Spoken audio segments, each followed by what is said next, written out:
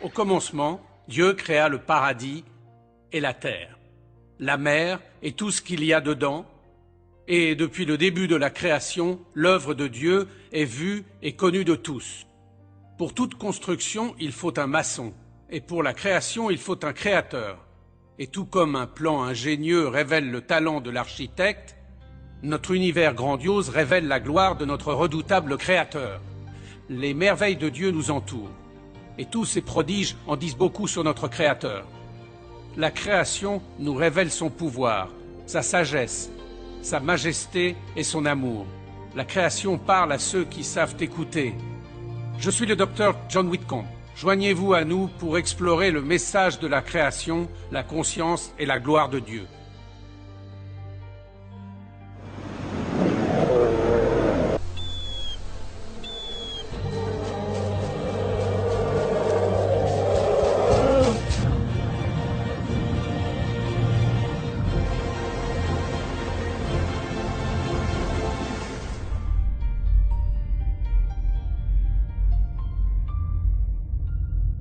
Dieu de pouvoir.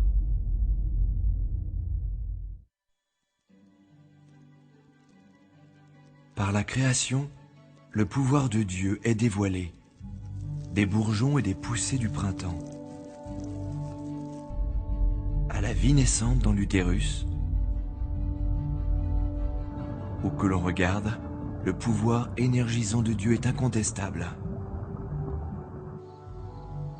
Il guide les étoiles dans leur course dans le ciel. Il a formé d'énormes montagnes. Il maintient le cours des saisons. Entre ses mains est la vie de toute chose vivante.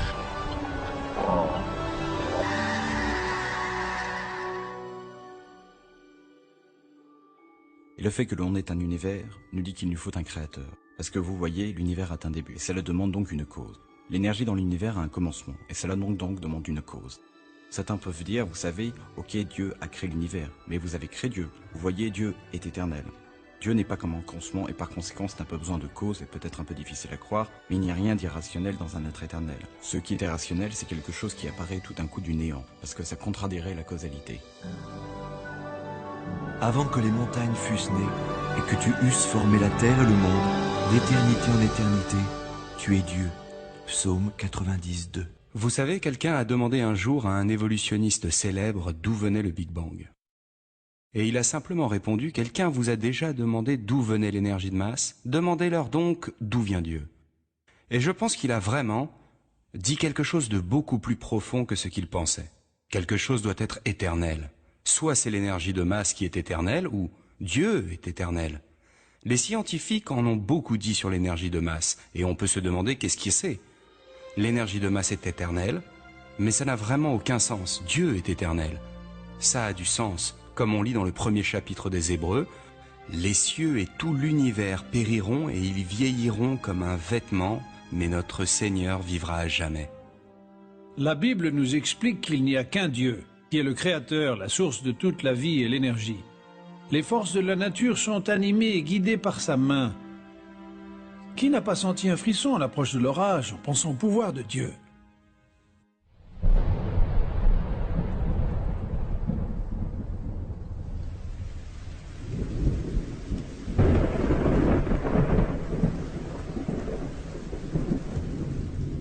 Ces éclairs illuminent le monde.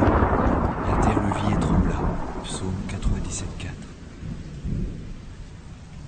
Les orages sont une incroyable manifestation du pouvoir du Créateur. Avec un orage, il tombe en moyenne plusieurs centaines de millions de litres d'eau. L'équivalent de la quantité d'eau qui tombe sur les chutes du Niagara toutes les 6 minutes.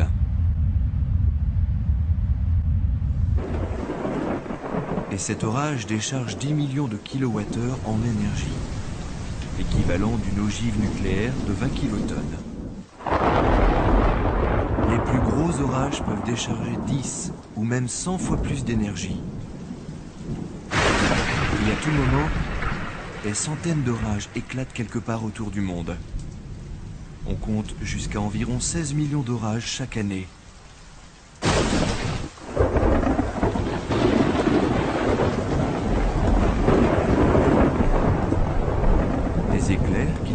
campagne illumine le ciel entier.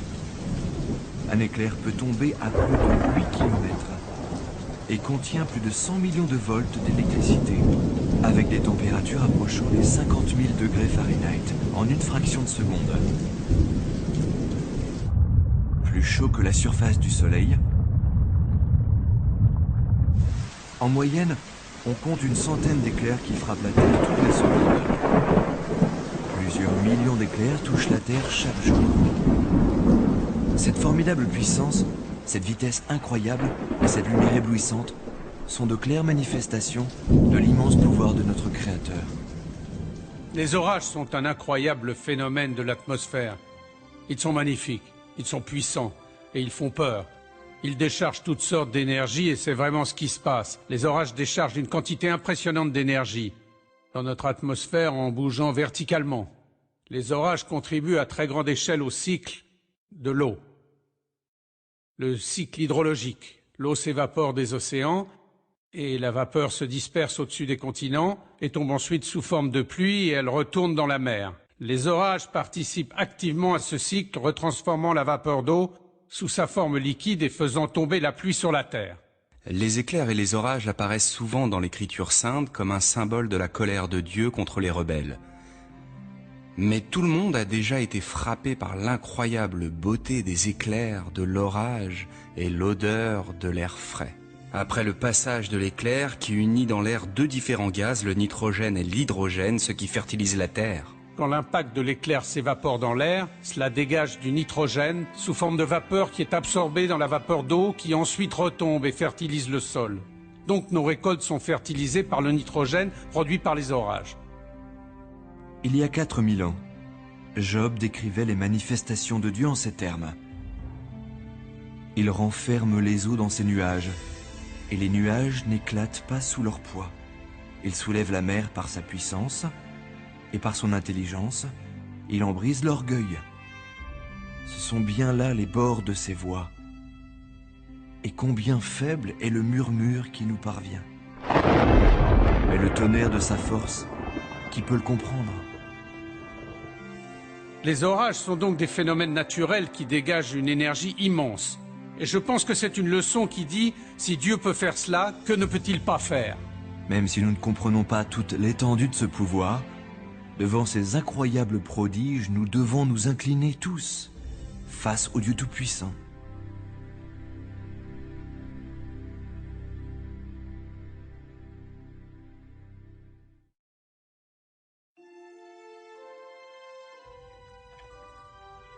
Levez vos yeux en haut et voyez qui a créé ces choses.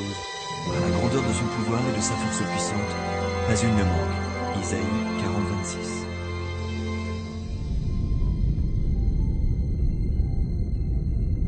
Notre soleil est immense et le débit de son énergie est énorme.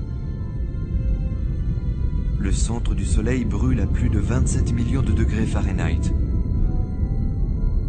Il est à presque 150 millions de kilomètres de nous. Mais sa lumière est notre principale source d'énergie. L'énergie part du Soleil à l'incroyable débit de 5 millions de tonnes de matière par seconde. Et ça de jour comme de nuit, année après année. Il y a de nombreux exemples du pouvoir de Dieu dans la nature. L'univers entier a été créé par sa parole. Le psaume 33, verset 9 dit « Dieu a parlé et cela est, il a commandé et cela existe ». Un autre bon exemple, observez notre étoile la plus proche, le Soleil. Le Soleil dégage plus d'énergie en une seconde que ce que l'homme a produit depuis Adam et Ève. Le Soleil dégage en fait son énergie par fusion nucléaire, convertissant l'hydrogène en hélium, à très grande échelle. Et ceci est vrai pour toutes les étoiles dans notre galaxie de la Voie lactée. Nous estimons 100 billions d'étoiles, et au-delà, dans le fin fond de l'espace, il y a des centaines de billions d'autres galaxies. On ne peut même pas concevoir la quantité d'énergie et de pouvoir dont nous parlons ici. Tout ça créé par la parole de Dieu. Le soleil frappe la Terre et cela provoque tout le système de climat sur Terre. Les tornades, les ouragans, les orages, les nuages de pluie, le vent, tout ça est provoqué par l'énergie qui nous vient du soleil. Et l'énergie qui arrive sur Terre est seulement 1 billionième de la quantité d'énergie que dégage le soleil.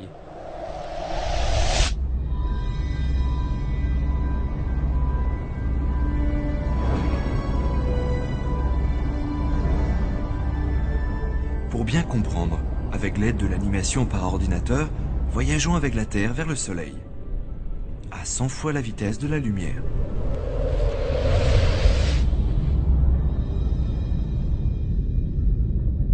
Maintenant, nous commençons à apprécier la magnitude de notre étoile. Plus d'1 million de planètes Terre tiendraient dans le Soleil. Et pourtant, notre Soleil est de taille moyenne. De nombreuses étoiles dans notre galaxie le dépassent. Actarus est la 4e étoile la plus brillante dans le ciel. À plus de 320 trillions de kilomètres, cette géante orange est visible à l'œil nu.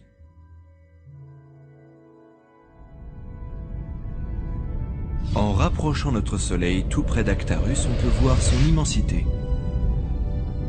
Actarus est 100 fois plus brillante, avec un rayon 20 fois plus grand que celui du Soleil.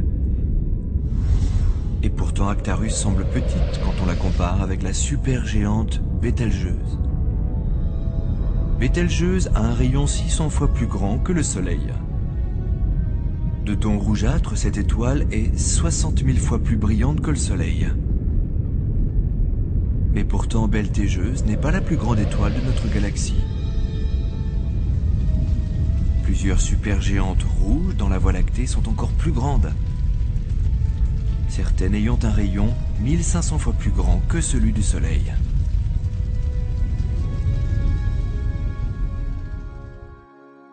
Eh bien, une des choses dans la création qui, je crois, démontre vraiment le pouvoir de Dieu, c'est l'énergie qui dégage les étoiles. Comme le Soleil qui dégage plus d'énergie en 1 seconde qu'1 milliard de grandes villes sur Terre. Et enfin, s'il y en avait, 1 milliard produirait en 1 an. Et on ne parle ici qu'une du seconde. Vous imaginez, bien sûr, il y a des étoiles qui sont encore plus puissantes que le Soleil. Imaginez toute cette énergie, toutes ces étoiles. Il y a des milliards d'étoiles dans la galaxie et des milliards d'étoiles dans d'autres galaxies. Et pourtant, la Bible décrit la création de toute cette énergie, tout ce pouvoir en une seule phrase. Et il fit aussi les étoiles.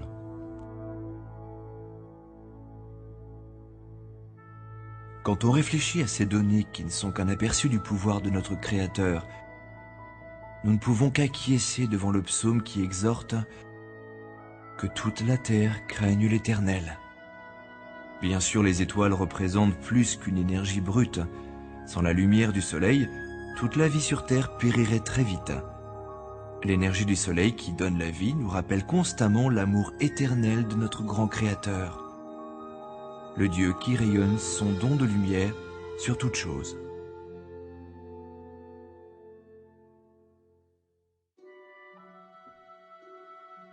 Il compte le nombre des étoiles, il appelle chacune par son nom. Il est notre grand Seigneur, il est tout-puissant, à son intelligence point de mesure. Psaume 147, 4, 5. L'univers visible contient plus de 100 billions de galaxies.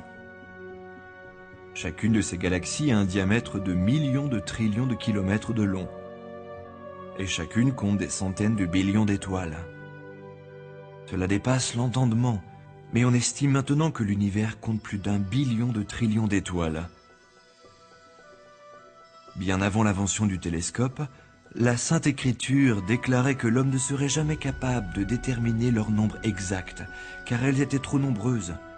Bien sûr, le Créateur en connaît le nombre exact, et le psaume 147 déclare qu'il appelle même chacune des étoiles par son nom.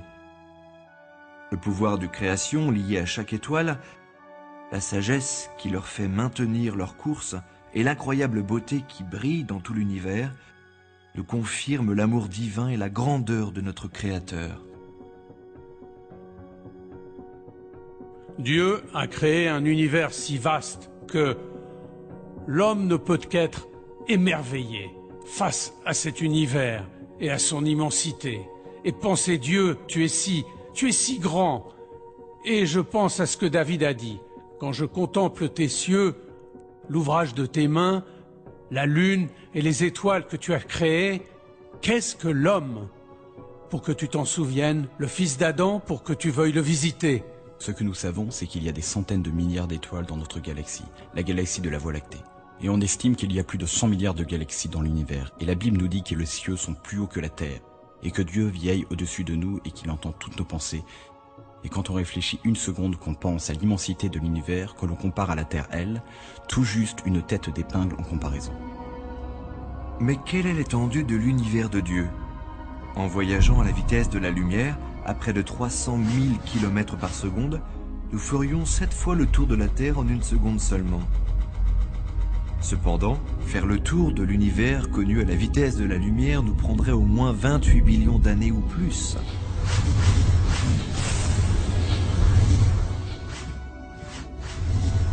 Aujourd'hui, la plupart des astronomes constatent que l'univers semble s'étendre.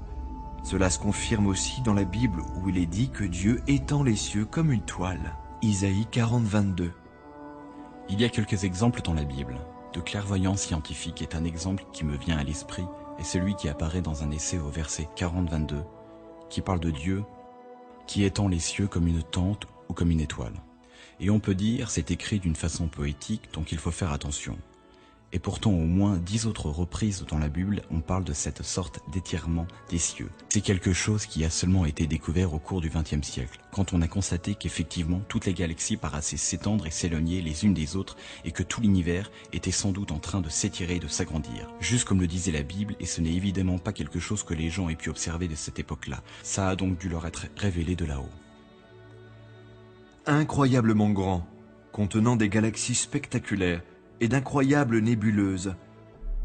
Vraiment, les cieux proclament la gloire de Dieu. Psaume 19, 1. Ce n'est pas seulement dans les forces visibles de la nature ou notre immense univers que l'on voit le pouvoir de Dieu, car il existe une énorme incroyable présente dans toute matière, même le plus petit atome, et voici un autre exemple qui illustre le pouvoir infini du Créateur.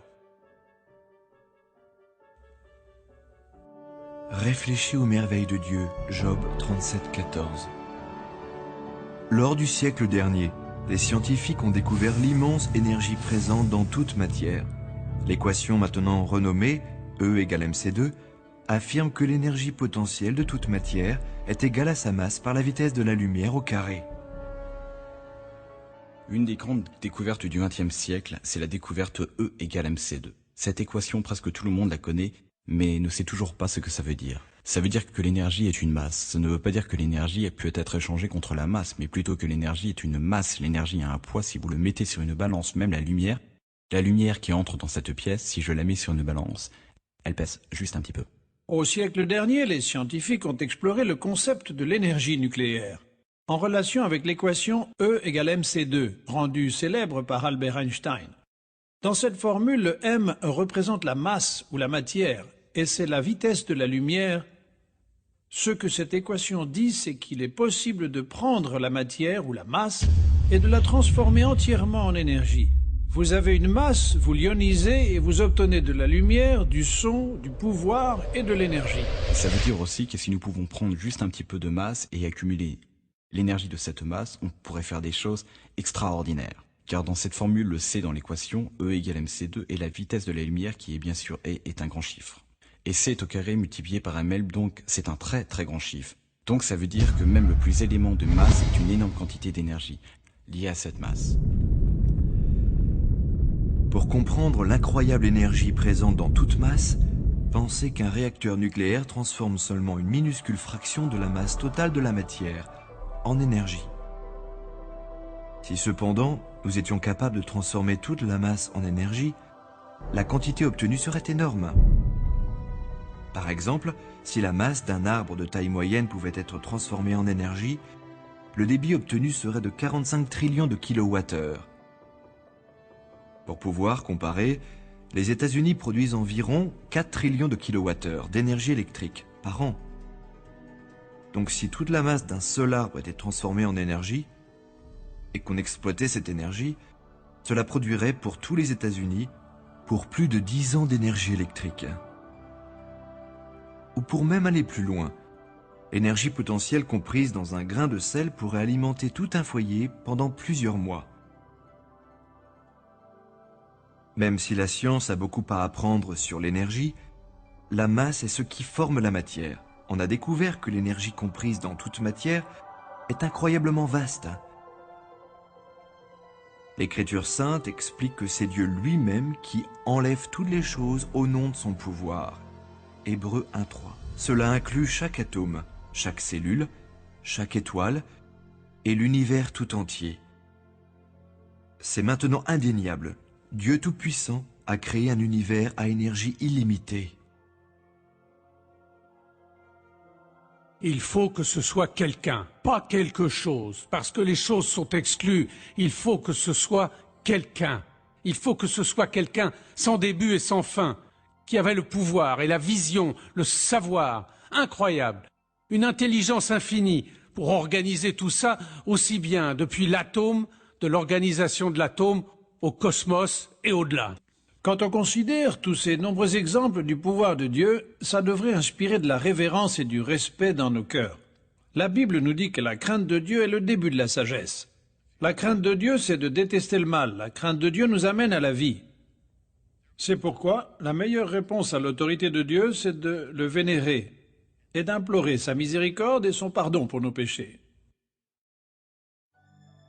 Le prophète Jérémie déclara « Ah Seigneur Dieu, voici que tu as fait le ciel et la terre par ta grande puissance, et ton bras étendu. À toi rien n'est impossible. » Bien sûr, la création révèle l'omnipotence de Dieu, mais c'est plus que cela. Bien que l'univers soit perverti par la malédiction, la sagesse du Créateur, sa beauté et son amour sont toujours présents.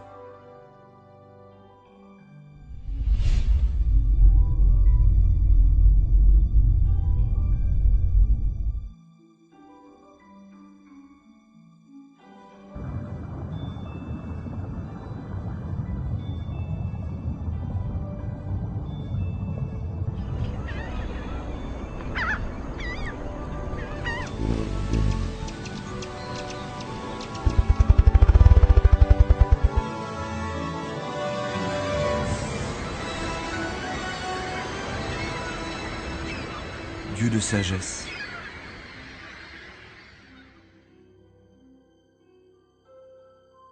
Où que l'on regarde, la sagesse de Dieu se fait visible. Prenez les propriétés de l'eau. Cette élégante molécule est indispensable à la vie. Alors Dieu, dans sa générosité, a recouvert les 4/5 de la terre avec des ruisseaux, des lacs, des océans. L'eau est parfaitement désignée pour maintenir la vie de chaque cellule et créature. C'est un excellent solvant qui refroidit et transporte. Ou regardez le monde des insectes. Chacune de ces incroyables créatures est dotée d'ingénieuses capacités qui dépassent de loin ce que fabrique l'homme.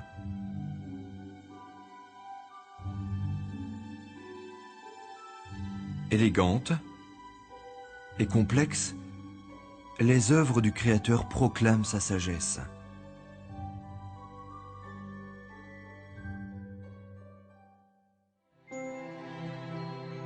Il dispense la neige comme laine, psaume 147, 16. Il y a des milliers d'années, Dieu demanda à Job, « Es-tu parvenu jusqu'au trésor de neige ?» Or, personne vivant à cette époque ne pouvait vraiment connaître les trésors de la neige. Mais avec l'invention du microscope, on peut maintenant apprécier la complexité de ces flocons. Voici de réels flocons de neige qui sont arrivés sur Terre intacts. Les flocons de neige se forment dans les nuages où la vapeur d'eau se condense et se cristallise en glace. Les flocons grossissant, ces formidables motifs apparaissent.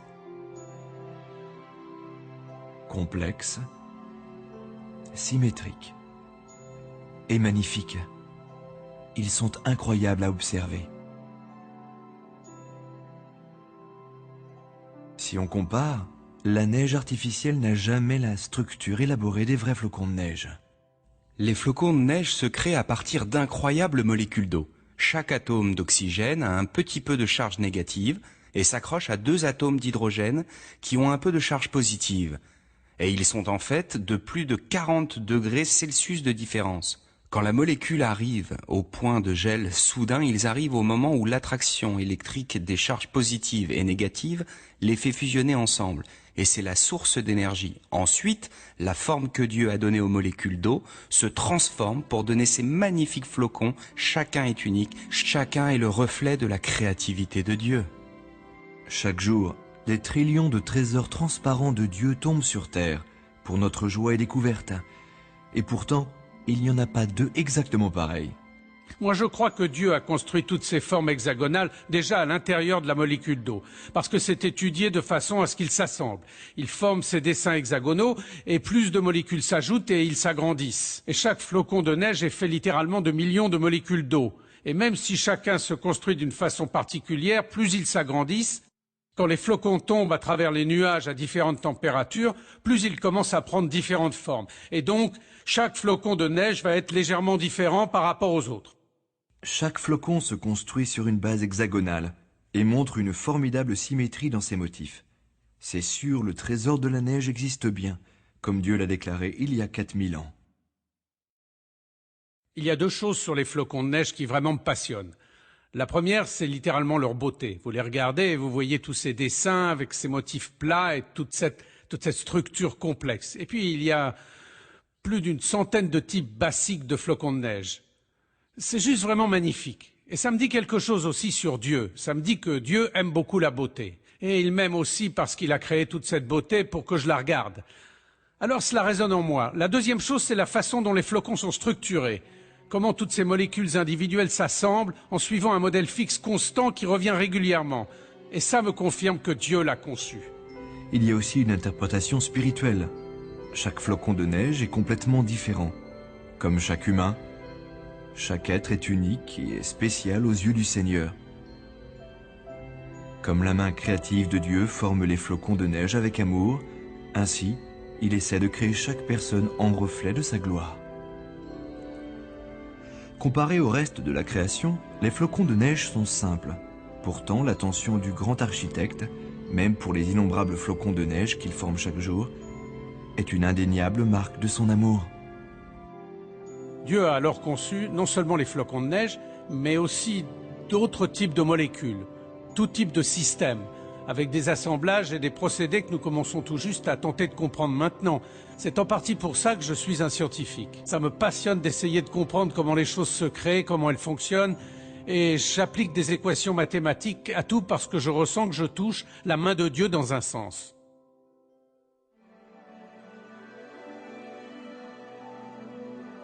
Mon Dieu, que tes œuvres sont nombreuses, tout avec sagesse tu les fis. Psaume 104, 24.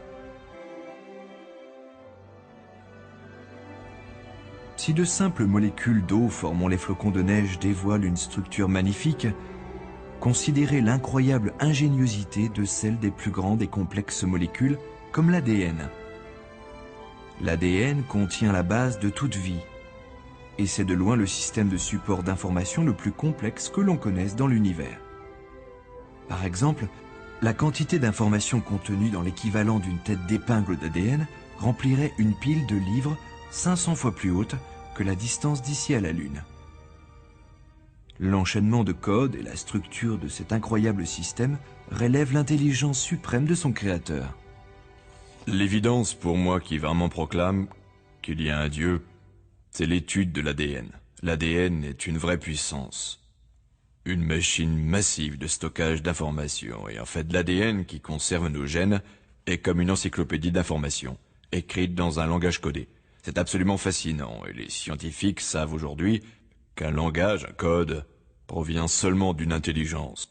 Et les informations viennent seulement d'informations que personne n'a jamais vues. Et puis d'autant plus qu'elles sont protégées par un code, personne ne les a jamais vues, isolées de ce code. Ce sont des informations propres à ce code. Et quand vous regardez l'ADN, c'est complètement évident qu'au tout début, Dieu a créé l'univers. Nous commençons tous comme une simple cellule, de la taille d'une virgule à la fin d'une phrase. Comment cette cellule sait comment construire un corps avec plus de 100 trillions de cellules en lui, de milliers de types différents, et chacune d'elles est tellement complexe, de nanochimiques petites machines dont le fonctionnement dépasse complètement notre compréhension. Tout codé, c'est le manuel d'instruction, c'est le manuel du fabricant. Comment construire et faire fonctionner chaque partie de cet incroyable corps fait avec plus de 100 trillions de cellules. Et en outre, l'ADN est une molécule tridimensionnelle qui s'auto-reproduit. Chaque molécule est capable de faire une copie identique, rapidement et parfaitement. Le Seigneur a même programmé l'ADN pour qu'il détecte et corrige toute erreur de copie. Ses compétences, très sophistiquées, dépassent de loin celles de l'homme. Dieu a créé les molécules de l'ADN de telle façon à ce qu'elles se corrigent elles-mêmes. Il existe des protéines spéciales appelées enzymes qui vont de haut en bas, le long de ces molécules, et qui vérifient et font des réparations. Et ça, toutes les minutes, voire toutes les secondes parfois. Dieu nous a créés avec un code ADN qui a ce que nous appelons un éditeur ou un logiciel d'édition dans ces enzymes. Tout comme un éditeur lit un journal ou un livre et recherche les erreurs. Dieu a créé des enzymes spéciales qui passent de haut en bas des molécules d'ADN et réparent les erreurs, suivant un système qui est incroyablement complexe. Il y a de nombreux exemples dans la création des choses qui viennent confirmer le Dieu de la Bible. Et parmi ceux-là, il y a notre ADN. L'ADN est des informations en lui. Il y a tout un groupe d'études scientifiques appelées sciences de l'information qui analysent notre information. Créée et transmise par notre première cellule, une des lois des sciences de l'information dit que l'information n'est jamais construite comme ça de soi-même. C'est-à-dire, elle n'apparaît jamais spontanément et à chaque fois que nous suivons la copie des informations, jusqu'à leur première source, elles sont toujours reliées à un cerveau.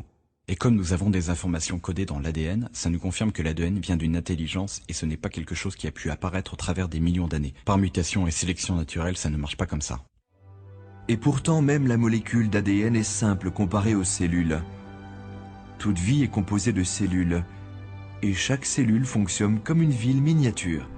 Et lorsque l'on sait que le corps humain est constitué de trillions de cellules travaillant ensemble à l'unisson, nous devrions nous incliner devant le soin minutieux et la perfection du Créateur.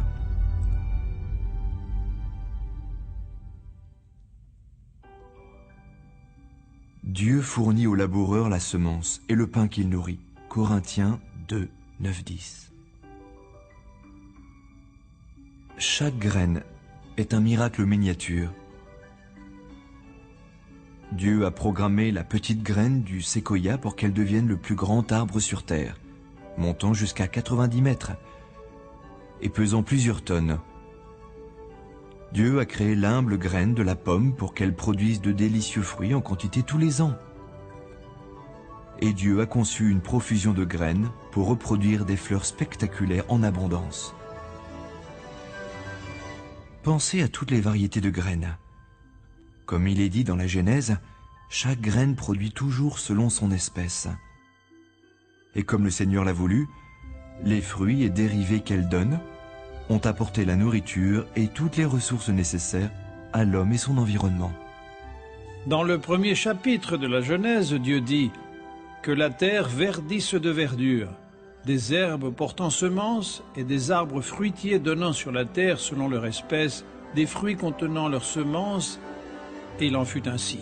Et donc Dieu a créé la vie avec la capacité de se reproduire selon son espèce. Les plantes produisent les graines, et vient alors la question qui est arrivée le premier, la graine ou la plante? C'est évident que Dieu a créé la plante, avec la graine à l'intérieur. Les graines sont de vrais chefs-d'œuvre de micro-miniaturisation. Dans chaque graine, il y a un bébé, un petit embryon de plante. Elle a déjà des feuilles de former une tige, une racine, entourée d'une capsule qui protège son contenu, sensible à tout un tas de récepteurs, recevant des signaux, des messages de l'environnement. Et elle sait quelle température, quelle humidité, il a fait combien d'oxygène. Toutes ces choses doivent être présentes avant qu'elles ne germent. Et les premières graines fossilisées qu'on a retrouvées ressemblent exactement aux graines qu'on a aujourd'hui. Les graines sont les premières structures reproductives que Dieu a créées le 3e jour de la création, et elles continuent à vivre de la même façon depuis, et elles se multiplient selon leurs espèces. Aujourd'hui, les scientifiques viennent de découvrir ce que disait déjà l'Écriture sainte. Au cœur de la modeste graine, il y a la vie. On y trouve des cellules vivantes, de petites usines d'une incroyable complexité. Aucun scientifique n'a pu créer de graines synthétiques, et aucune graine n'est simple. Les graines sont programmées pour rester inactives jusqu'à ce qu'elles aient assez d'eau et de chaleur. Qui leur a donné cette capacité pour sentir la température et l'humidité? Qui détermine le moment propice pour faire germer la graine? Qui dit à la racine « tu dois descendre » et à la tige « tu dois monter » Ne voyez-vous pas la main de notre Créateur qui les guide? Pour pouvoir germer et pousser, les graines ont besoin de certains nutriments, de propriétés idéales dans l'eau, une quantité précise de lumière, de la bonne atmosphère et aussi de la pollinisation. Et tout ceci a dû être mis en place dès le début du monde pour que les graines produisent une récolte d'abondance pour le genre humain.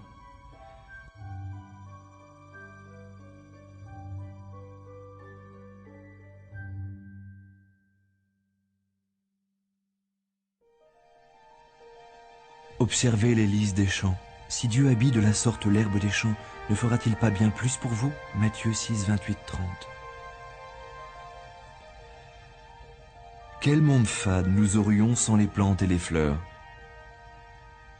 De la petite graine modeste à la magnifique floraison, les fleurs sont une particule de la splendeur de Dieu. Il y a une grande variété de plantes fleuries qui éclorent tout autour du monde. Et chacune de ces fleurs uniques, ses fruits et son parfum. Et quand elles s'épanouissent, leur parfum remplit l'air. Pensez que chaque fleur produit toujours son propre parfum particulier. Encore plus impressionnant, Dieu utilise les mêmes éléments, terre, lumière et eau, pour produire toutes ces éclatantes variétés. C'est incroyable. Mais certaines fleurs sont programmées pour savoir quelle heure il est. Les pavots de Californie, les belles de jour et les lys communs sont trois magnifiques exemples. Elles s'ouvrent et se ferment avec la précision d'une horloge. Elles sont sensibles à la pression atmosphérique, la longueur du jour, la température et l'humidité, et doivent avoir alors un biorhythme en elles-mêmes. Chaque feuille d'une plante est aussi une merveille. Bien avant que l'homme ne découvre comment accumuler l'énergie solaire, le Créateur a installé de miniatures panneaux solaires sur chaque feuille verte. Quand la feuille grandit, elle est programmée pour faire face au soleil, pour recevoir son énergie. Cette énergie active ses éléments chimiques. Au résultat, le dioxyde de carbone est absorbé, l'oxygène est relâché et l'hydrogène est utilisé pour fabriquer du sucre. Dieu a été très ingénieux en créant les feuilles pour qu'elles absorbent le gaz que rejette l'homme et diffusent de l'oxygène, dont dépendent toutes les créatures pour leur survie. La photosynthèse est aussi la base pour toute notre alimentation. Heureusement, Dieu a créé d'innombrables petites machines vertes qui travaillent tous les jours. Les plantes fleuries sont un vrai témoignage de la générosité de Dieu. Elles ne sont pas seulement nécessaires pour notre alimentation et la médecine et d'autres aspects de la vie que nous connaissons, mais nous ne serions pas capables d'exister sans les plantes fleuries. Prenons le cas par exemple de la grande famille d'animaux appelée anthropodes. Les insectes sont un des groupes de cette famille. Les insectes ont besoin de plantes, et les plantes, sans aucun doute, besoin des insectes pour ce qui est de la pollinisation. Et les insectes s'occupent également à fertiliser les plantes année après année. La Genèse au verset 29 nous dit que Dieu a créé les plantes vertes, séduisantes à voir et bonnes à manger. Les plantes utilisent le fascinant procédé de la photosynthèse pour attraper de l'énergie du soleil et elles récupèrent aussi des molécules de dioxyde de carbone dans l'air et des molécules d'eau dans la terre. Pour créer des molécules de sucre, ce qui représente un groupe basique pour tous les autres groupes d'aliments, et où les plantes trouvent-elles le dioxyde de carbone, nous le rejetons dans l'air. Les animaux rejettent du dioxyde de carbone. Les plantes absorbent ce dioxyde de carbone, elles absorbent aussi l'eau et elles rejettent de l'oxygène avec les molécules d'eau et nous les respirons. Nous brûlons le sucre, ce qui produit le dioxyde de carbone que les plantes absorbent pour produire plus de sucre. Vous avez compris l'idée? Toutes ces actions s'assemblent dans une chaîne, tout en même temps. C'est une des choses, quand nous nous mettons à contempler la création, Dieu a créé les plantes, les animaux, les hommes, toutes les caractéristiques physiques de l'univers, pour que tout converge ensemble dans un système complexe qui reflète sa gloire. Aliments, oxygène, médecine, énergie, matériaux bruts. C'est sûr, le Seigneur a créé les plantes à notre avantage. La riche diversité de plantes fleuries et les nombreux avantages qu'on en fait, tout cela révèle un Créateur sage et généreux. Magnifique quand elles sont épanouies, la beauté des fleurs fane rapidement. L'Écriture sainte compare la vie de l'homme sur la terre à la fleur. elle passe très rapidement. C'est pourquoi il est si important pour chacun d'entre nous de rechercher la vie éternelle dès aujourd'hui.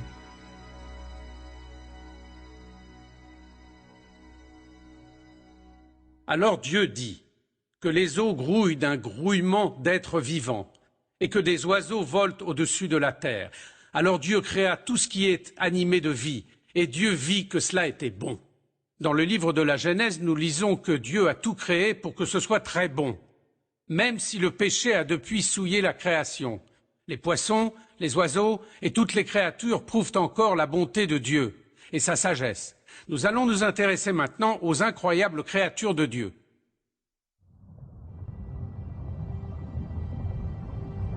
Vivant dans tous les océans du monde, existent des créatures plus magnifiques encore que ce que l'homme ne pourrait s'imaginer. L'immense diversité des habitants des océans montre l'incommensurable ingéniosité de notre formidable Créateur. Et chaque créature de la mer a été conçue avec une incroyable fonctionnalité. Dieu a équipé la pieuvre d'une espèce de jet à propulsion, d'un système de ventouse et de camouflage personnalisé bien supérieur à tout système créé par l'homme. Regardez cette pieuvre géante se transformer en rocher avec des algues. Sa couleur, sa forme, sa texture sont toutes transformées en un instant.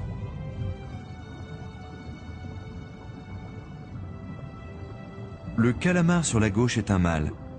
Il montre une tache rouge-brune de parade nuptiale vers la femelle, alors que simultanément il montre une tache blanche guerrière du côté opposé pour éloigner les mâles rivaux. Et lorsqu'il change de côté, les dessins s'inversent aussi. Ces signaux doubles simultanés démontrent la supériorité du génie de Dieu.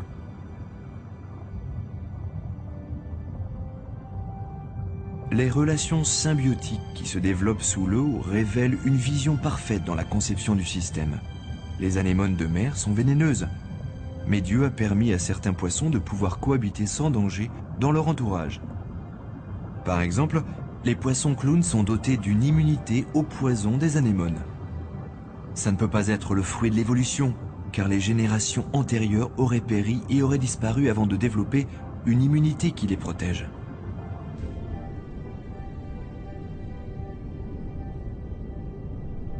Le déplacement en banc de certains poissons est toujours à l'étude.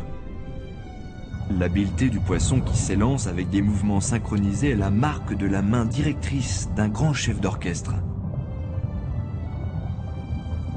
Certaines espèces de poissons ont été désignées pour vivre à une profondeur précise dans l'océan. Cette caractéristique s'explique par une vessie natatoire spécialement conçue, qui sécrète des gaz dans la circulation sanguine, régulant leur tension et maintenant leur équilibre, et permettant aux poissons de survivre à différents niveaux de pression de l'eau entre les limites déterminées par le Créateur. Vraiment, une de mes créatures des océans préférées, c'est le nautile sacré ou le nautile cloisonné. Voici le coquillage comme vous pouvez en trouver dans les boutiques de coquillages de Floride. Et quand vous coupez ce coquillage en deux, regardez ça, toutes ces petites cloisons à l'intérieur.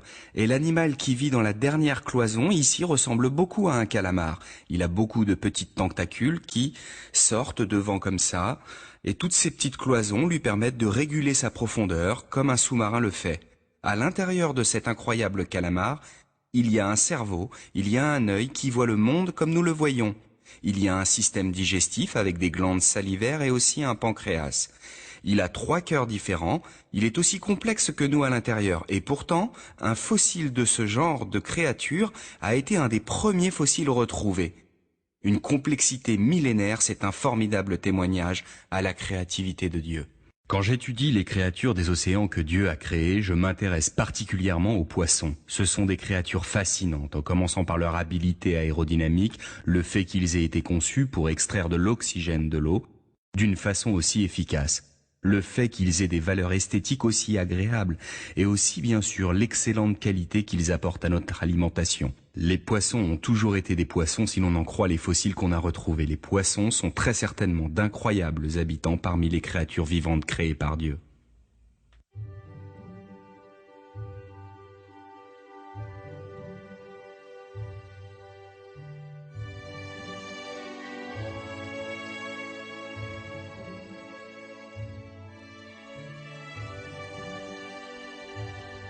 L'évidente sophistication, la variété et la beauté des créatures de la mer proclament un maître artiste a créé toutes ces choses pour son bon plaisir.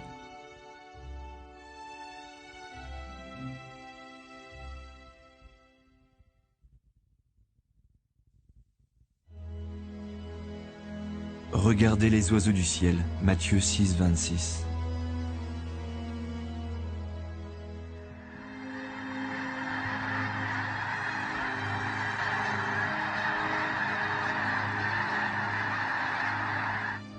Les oiseaux sont parmi les créatures les plus fascinantes sur Terre. On est émerveillé face à leurs couleurs spectaculaires, leur forme aérodynamique et leur habileté à voler avec grâce et aisance. Pendant des siècles, l'homme a essayé d'imiter le vol de l'oiseau. Et c'est seulement au XXe siècle qu'il a réussi à contrôler le vol. Mais toujours, pour essayer de perfectionner l'aérodynamisme de l'avion, l'homme continue à étudier le merveilleux modèle aviaire de Dieu.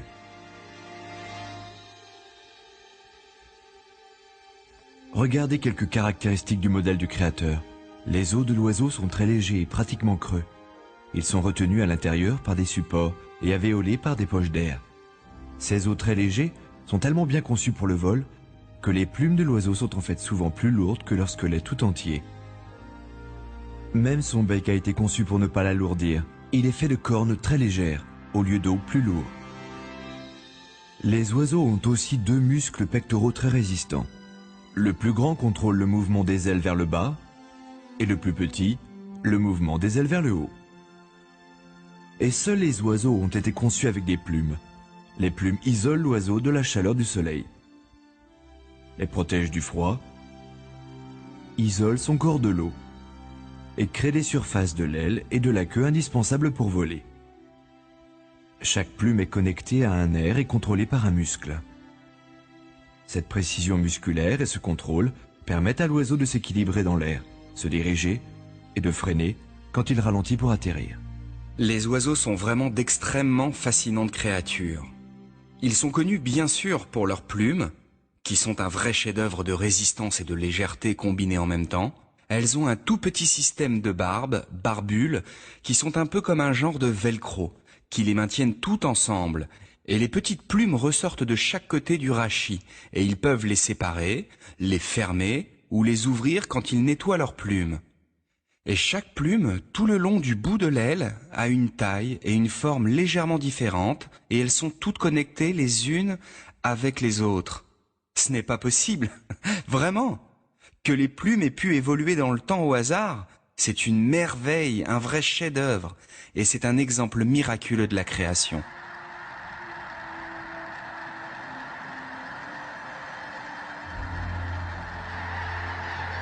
Un autre élément essentiel pour le vol de l'oiseau, ce sont les poches d'air qui se trouvent entre les organes de l'oiseau. Les poches d'air de l'oiseau sont reliées à ses poumons, et pendant le vol, l'air circule par les poches. Ce système permet au tissu du corps de l'oiseau de s'alimenter rapidement en oxygène vital et lui permet de rester léger dans les airs. Tous les oiseaux sont fascinants, vous savez, ils ont un système de respiration que l'on n'a retrouvé chez aucune autre créature. Les poumons de l'oiseau sont un système spécial de double circulation où vous pouvez oxygéner l'air en expirant et en inspirant. Contrairement à nos poumons et à ceux des autres créatures, les poumons des oiseaux ont un double système et en fait c'est vraiment très important. Les oiseaux ne changent pas la taille de leur cage thoracique même quand ils respirent. Et si vous regardez un oiseau qui se pose après des milliers de kilomètres de migration, est-ce que vous voyez sa poitrine gonfler quand il respire ? Il reste sans bouger, même s'ils ont volé pendant des heures, et vous vous dites comment respire-t-il? En fait, l'air circule dans l'oiseau suivant un procédé très particulier, utilisant des poches d'air entre les muscles. Quand l'oiseau vole ou quand il marche, ces poches font circuler l'air. Ce sont de fascinantes créatures que Dieu a créées. Toutes ces merveilles d'ingénierie s'unissent pour permettre le vol et démontrent une vision parfaite dans la création des oiseaux. Une de ces merveilles chez les oiseaux, c'est leur habilité à immigrer sur de très grandes distances. La sterne arctique voyage d'une zone tout près du pôle Nord jusqu'en bas, jusqu'au pôle Sud et remonte. Tous les ans, maintenant, les gens peuvent faire ça en avion. Mais vous avez peut-être déjà regardé dans la cabine d'un avion toutes ces manettes, ces boutons, ces commandes. Et après, il faut aussi une tour de contrôle pour dire au pilote où il va. Et tout ça tient dans une toute petite partie du cerveau d'un oiseau. La prochaine fois que quelqu'un vous traite de cervelle d'oiseau, dites-lui « Ah, merci !»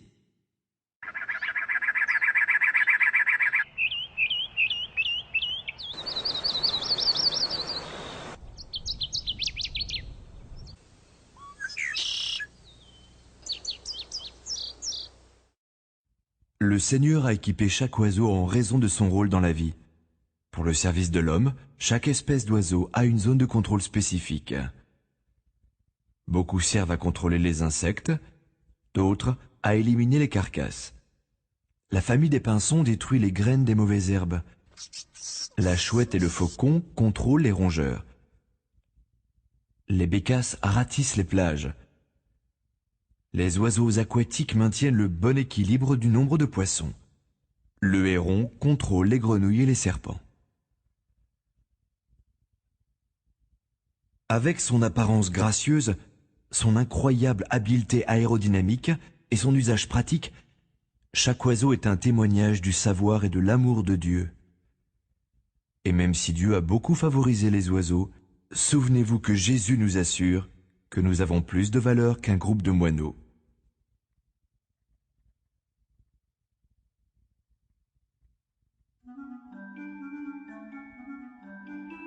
Que toutes tes œuvres te rendent grâce, Seigneur. Psaume 145, 10. Le colibri est une merveille d'agilité et de grâce. Ce sont les plus petits oiseaux. Leur nom leur vient du bourdonnement qu'ils produisent avec le battement rapide de leurs ailes. S'élançant de fleur en fleur, le colibri se pose en équilibre dans l'air. Il s'arrête pour siroter le nectar sucré. Et le colibri a été merveilleusement conçu pour cela. Dieu lui a donné un petit corps pour bouger facilement autour des fleurs. Un long bec fin comme une aiguille pour plonger profondément dans la cupule de la fleur. Et une langue spéciale idéale pour extraire le nectar. Dieu lui a aussi donné des ailes remarquablement fortes et un bréchet robuste, ce qui permet à cet oiseau de s'arrêter en plein air et même de voler facilement en arrière et sur les côtés. Bien sûr, toutes les caractéristiques du colibri, long bec, langue spéciale, battement unique et rapide des ailes, ont dû travailler ensemble depuis le début pour qu'il puisse être capable de récolter sa nourriture et par là même survivre. Alors que les ailes de la plupart des oiseaux se plient à l'épaule, au coude ou au poignet, le colibri utilise principalement l'épaule. Comme un hélicoptère, il peut monter tout droit directement. L'esquisse du créateur cependant lui permet de pivoter dans toutes les directions. C'est beaucoup plus efficace et de loin beaucoup plus agile que toute machine volante créée par l'homme.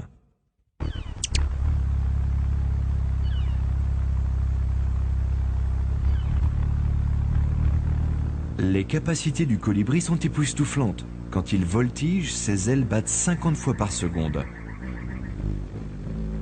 Quand il vole tout droit, plus de 80 fois.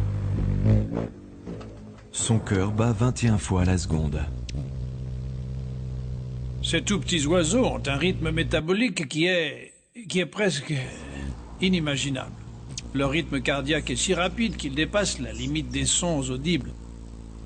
Vous pensez à ces petits colibris qui volent et migrent sur des centaines de kilomètres. Ils réservent de la nourriture pour faire ces voyages. Une différence de quelques fractions de grammes en nutriments, et ils pourraient ne pas finir leur voyage. Et ces oiseaux sont une évidente preuve des merveilles de la création.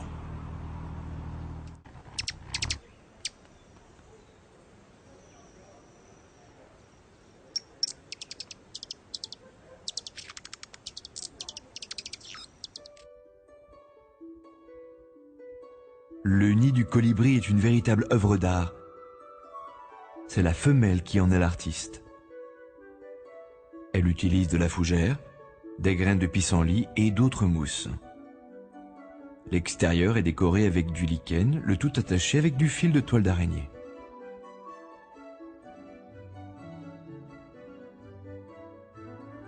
L'intérieur est molletonné avec ce qu'elle peut trouver de plus doux.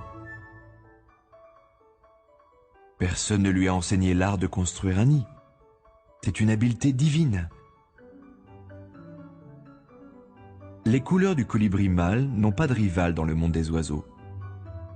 Le colibri de Rivoli, le colibri à queue large, le colibri à gorge bleue et le colibri de Costa sont quelques-unes des plus de 300 magnifiques espèces. Les couleurs irisées de la gorge et de la tête sont dues à la réfraction et non au pigment. Souvent, ces zones apparaissent sombres, presque noires. Mais depuis un angle parfait, les couleurs irisées semblent briller de l'intérieur.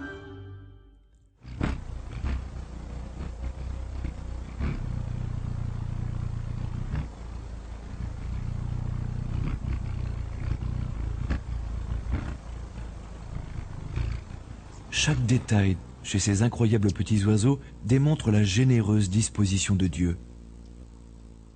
Devrions-nous nous dire que le colibri a été spécialement favorisé par le bienveillant Créateur? Non, cet amour sincère s'étend à toutes les créatures. Si nous étudions attentivement toute créature, la gloire du Seigneur apparaît toujours.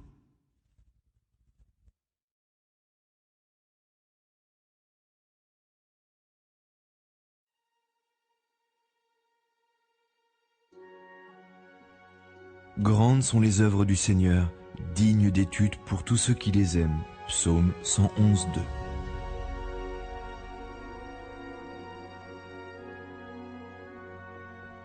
On estime à 18 000 les espèces de papillons qui embellissent notre planète. La magnifique coloration des ailes du papillon est créée par des millions de petites écailles. Ces écailles de précision fonctionnent comme des cristaux biophotoniques. Ils reflètent de spécifiques longueurs d'onde de lumière pour produire ces couleurs si brillantes. Derrière ces dessins extraordinaires et ces couleurs chatoyantes, on devine la sagesse et l'amour du Créateur. Une des choses les plus incroyables pour moi au sujet des papillons, ce sont leurs magnifiques couleurs. Prenez par exemple le papillon morpho. Le papillon morpho arbore un magnifique ton bleu irisé, mais quand des biologistes il y a des décennies de cela ont essayé d'analyser les écailles de ce papillon, ils n'ont trouvé qu'une cellule de pigmentation. Ils ont trouvé à la place des éléments biophotoniques. Ils ont trouvé des éléments qui sont conçus par le Créateur pour absorber certaines longueurs d'onde de lumière et refléter pour celui qui les regarde. Seulement cette longueur d'onde de lumière dans le spectre d'une couleur de ton bleu-violet. En utilisant un puissant microscope, on a trouvé des éléments qui ne peuvent pas avoir de variation supérieure à 0,0004 mm. Un autre formidable témoignage de la création de Dieu.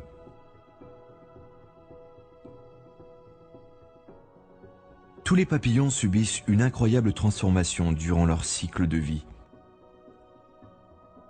L'insecte commence sa vie en œuf, puis devient chenille rampante et suit sa période de cocon.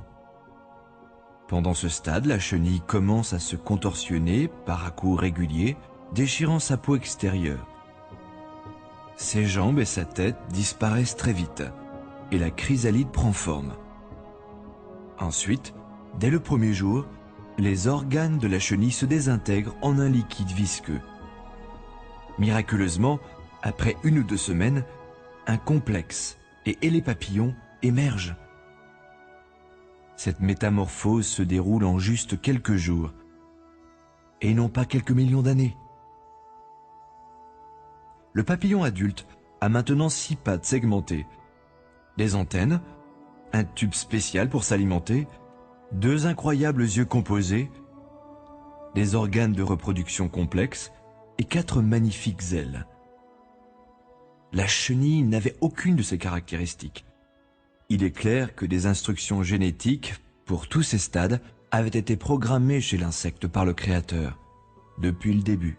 Quand un papillon se transforme de chenille en chrysalide puis en papillon, c'est-à-dire 2 structures complètement différentes, une structure est pour la chenille et le stade initial, la seule chose qu'elle fait c'est ramper sur ses pattes, sur des feuilles, elle rampe et elle mange toute la journée, jusqu'à devenir plus de 250 fois plus grande. Mais tout ce qu'elle fait, et ça devient ensuite la chrysalide, avec beaucoup de liquide. Et ensuite ça ressort, avec une structure complètement différente. Et maintenant le papillon, qu'est-ce qu'il doit faire? Il est conçu pour voler bien sûr, et la chenille ne l'était pas. Il était conçu pour boire le nectar des fleurs et en même temps fertiliser les fleurs. Il a été conçu pour se reproduire, il a été conçu pour être capable de migrer d'un pays à l'autre, à plusieurs milliers de kilomètres dans certains cas. Donc il a été conçu pour des choses bien spécifiques. La chenille avait une seule chose à faire, grossir, manger, grossir. Et le papillon a plusieurs choses à faire. Manger, grandir, fertiliser, se reproduire.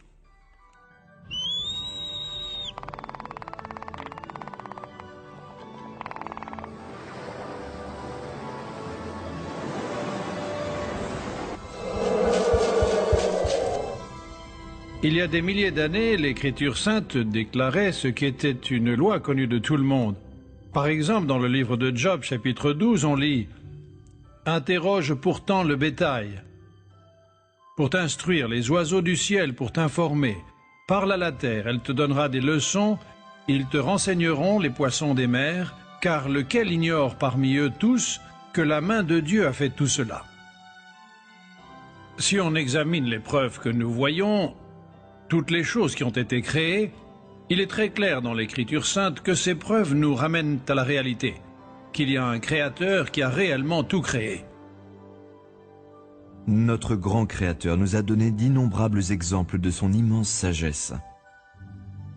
La fonctionnalité et les aptitudes des créatures de Dieu dépassent notre entendement et nous invitent à d'infinies actions de grâce et adoration.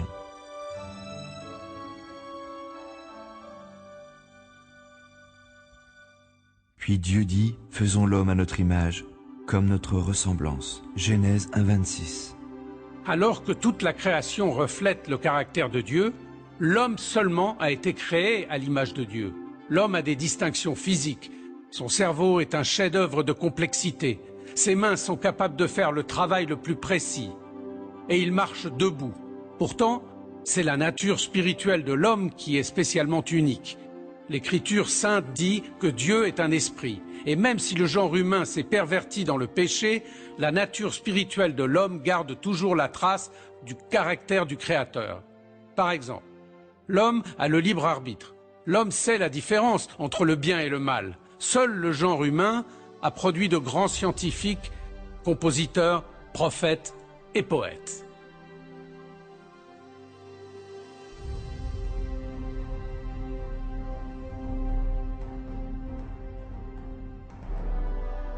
L'homme a été conçu avec de formidables caractéristiques physiques. Par exemple, l'œil humain bouge près de 100 000 fois par jour, avec mise au point automatique, et peut gérer 1,5 million de messages simultanément. L'œil se nettoie aussi tout seul, avec des essuie-glaces et produits incorporés. Et l'œil a aussi l'incroyable capacité de se former et de guérir tout seul.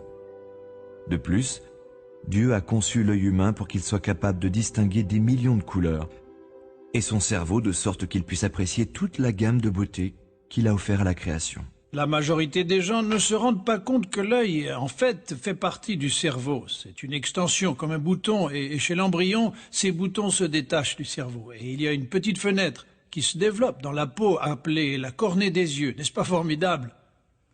La bille de l'œil se trouve précisément où la petite fenêtre se développe dans la peau pour qu'on regarde à travers. L'œil est sensible à la lumière à un niveau qui va de 10 billions à 1. C'est-à-dire de la chose la plus brillante qu'on puisse regarder, peut-être la neige brillant sous le soleil, jusqu'à un seul photon de lumière. C'est la plus petite unité de lumière possible. Et bien sûr, où que vous regardiez, la mise au point est automatique. Les deux yeux regardent le même point, où que l'on regarde.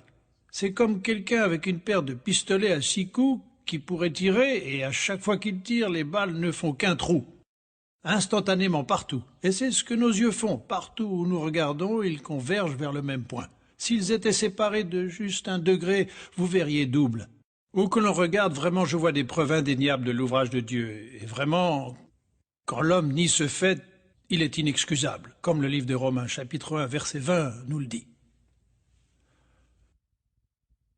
Encore plus impressionnant, le Seigneur a conçu tous les sens de l'homme pour qu'il soit intimement connecté. Quand nous voyons de la nourriture, notre estomac peut gronder, ou notre bouche saliver. En entendant la voix d'un vieil ami, notre cœur peut bondir de joie. Et un seul arôme de cuisine de notre grand-mère peut évoquer des souvenirs passés. Cependant, les merveilles de notre complexité physique ne sont rien comparées à notre nature spirituelle. L'homme est conscient et il est capable d'avoir du recul sur lui-même. L'homme est conçu comme un être rationnel, doté de la faculté de raisonner et la capacité d'apprendre. L'homme est capable de se souvenir d'expériences passées et sa mémoire lui permet d'être le reflet de la bonté de Dieu. Selon ce qui est écrit dans la Genèse, l'homme a été créé à l'image de Dieu. Cela veut dire qu'il a des attributs, des qualités, des capacités que Dieu lui a données. Quand on lit le 4e livre de la Genèse, c'est-à-dire après la chute, on voit toujours ses qualités et ses capacités. Par exemple, l'homme a pu construire des villes, il peut fabriquer et jouer des instruments de musique, il connaît la métallurgie, il connaît l'agriculture, il peut écrire des poèmes, de la littérature, et l'homme a aussi été conçu avec une composante spirituelle.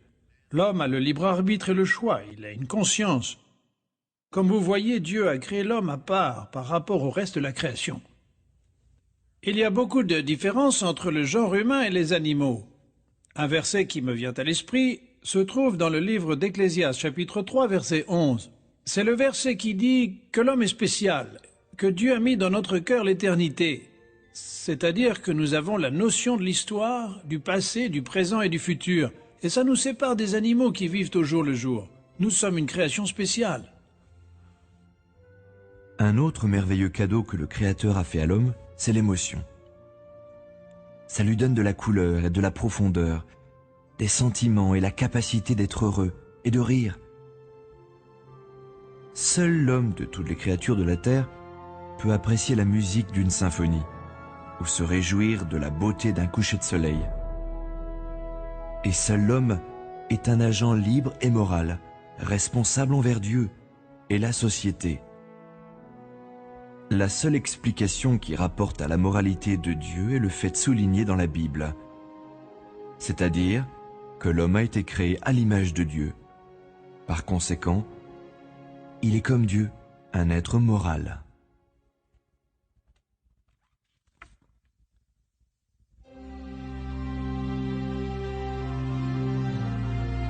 Dieu de justice.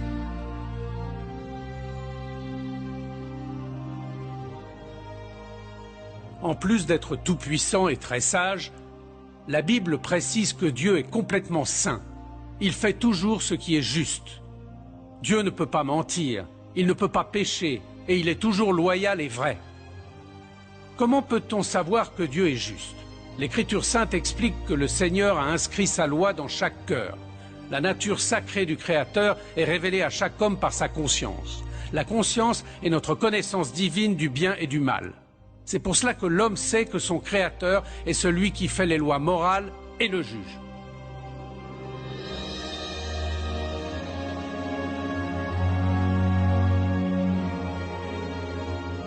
Soyez saints, car moi, Yahvé votre Dieu, je suis saint. Lévitique 19, 2. Anna, avez-vous une conscience? Oui, je pense que j'ai une conscience. Est-ce que vous pensez que tout le monde a une conscience? Absolument.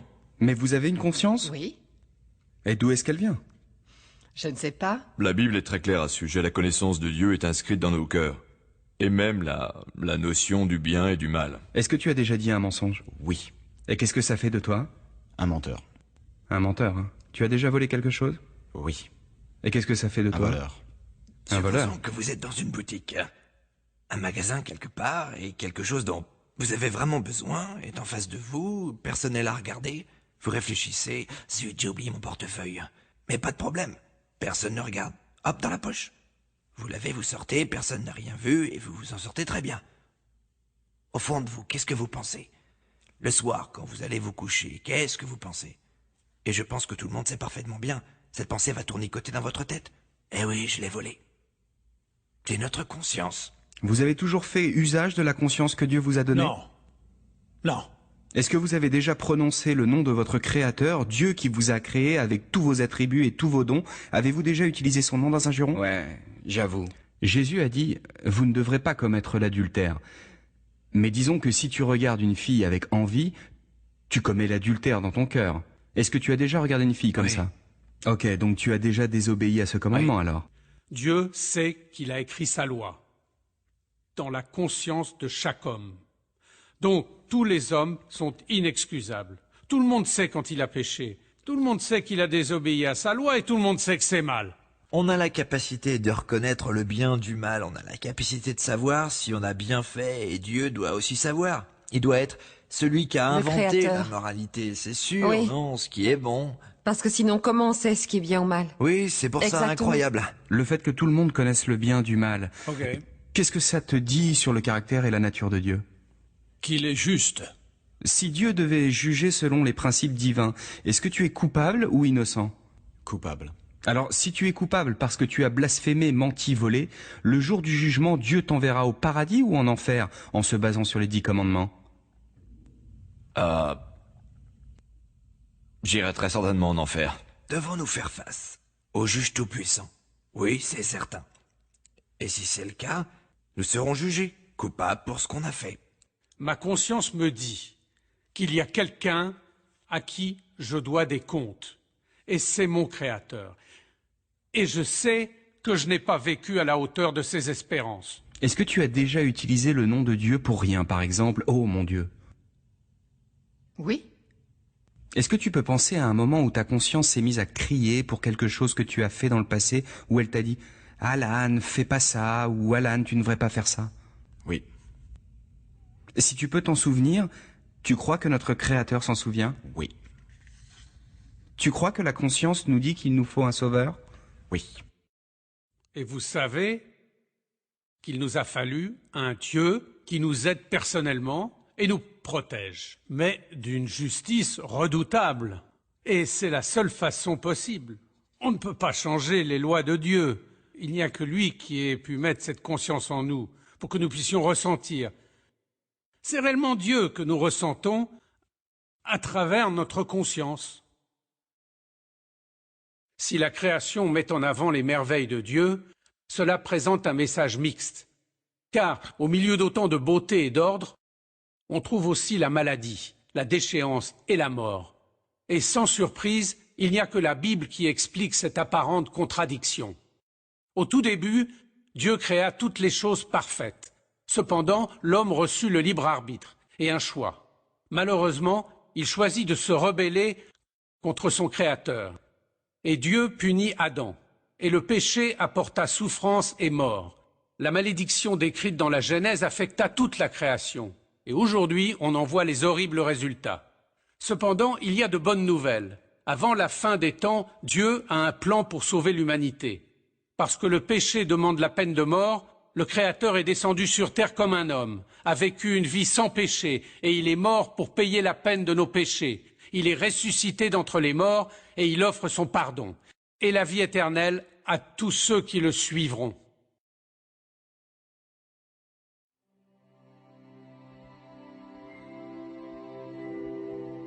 Dieu d'amour, Comme ce film l'a démontré, dans la création, nous voyons la sagesse et le pouvoir, les merveilles de Dieu, son amour pour ses créatures. Mais vous ne pouvez pas le regarder sans penser que quelque chose va mal. C'est comme si nous avions une mémoire profonde dans le fond de la conscience, d'un temps où il y avait un paradis et il est perdu. Dieu a fait un monde merveilleux, tout était parfait au début. Mais parce que l'homme a péché, maintenant c'est un monde puni. Nous voyons de la beauté, mais aussi des choses laides et des choses horribles, et tout ça semble un peu contradictoire, mais c'est seulement parce que c'est un monde perdu. C'est si facile de voir les merveilles de Dieu même dans notre propre entourage, juste dans le quartier où nous vivons. On voit des oiseaux qui s'envolent au-dessus des haies, de magnifiques fleurs colorées, la beauté d'un coucher de soleil. Pourtant, plusieurs d'entre vous ont sans doute du mal comme moi quand j'étais jeune homme, étudiant la biologie, car quoi penser des défauts de naissance, des maladies, des désastres du feu, des inondations, des guerres, des plagues? Où est Dieu dans toutes ces choses-là? Est-ce que c'est le Dieu des merveilles qui a fait cela? La Bible nous répond très clairement non. Le Dieu des merveilles, c'est celui qui a créé les merveilles que nous voyons, la beauté de la maquette de sa création. Malheureusement, les hommes se sont rebellés contre Dieu. Mais ce qu'a fait Dieu est absolument merveilleux. Même si nous nous sommes rebellés contre lui et nous ne méritons pas d'avoir vécu, nous ne méritons pas de vivre, il est entré dans notre histoire pour devenir l'un de nous. Jésus a dit, Dieu aime vraiment le monde. Aime vraiment le monde. Il nous a donné son Fils unique. Vous donneriez votre Fils en sachant qu'il va être haï et condamné, attaché, mordu, humilié et crucifié? Dieu savait ce qu'il allait arriver. Et je pense souvent à Jésus. Il savait depuis la veille des temps ce qu'il allait souffrir. Certains peuvent se demander si un homme marchant sur les chemins poussiéreux d'Israël il y a si longtemps pouvait vraiment nous sauver de la mort, comme il pourrait vraiment nous donner une vie éternelle. Mais rappelons-nous que le Christ qui est mort pour nous, c'est le créateur de la vie. Quel Dieu merveilleux, le fait qu'il entre dans notre histoire pour venir payer le prix de nos péchés, et il vient nous offrir après ça le salut pour nous sauver après ce qu'on a fait. Parce que quand on y réfléchit, on a commis un acte de haute trahison envers le Dieu de la création.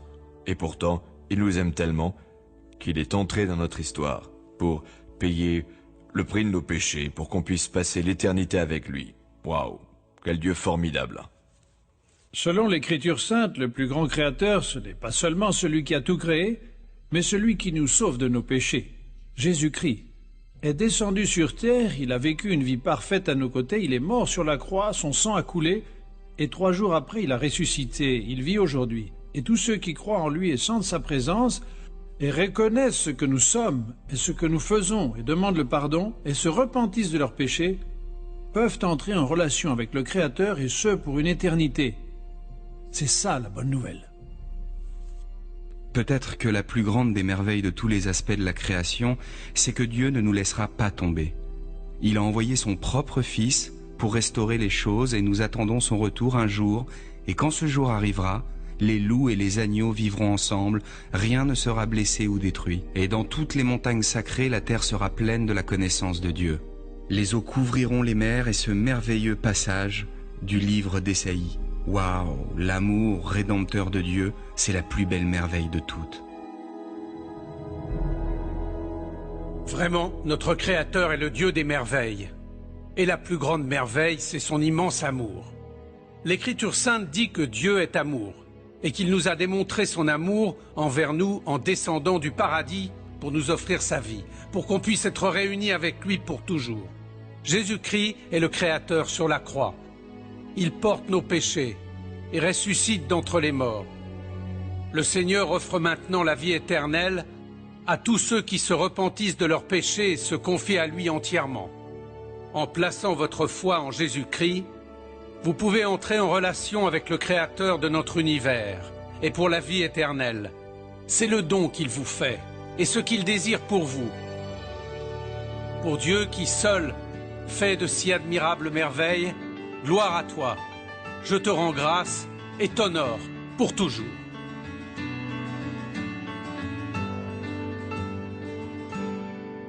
Bless the Lord, oh my soul, bless his holy, his wonderful name. Bless the Lord, oh my soul, for his love will forever remain. Your Creator is worthy of praise, your Sustainer has poured out his grace, he poured out his mercy on those who would fear him, he poured out his love, his forgiveness of sin. Bless the Lord, oh my soul, bless his holy, his wonderful name.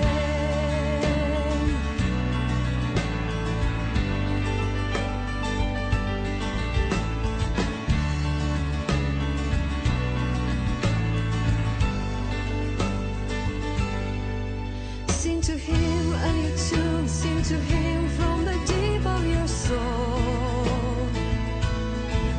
Meditate on his word, don't forget how his stripes made you whole.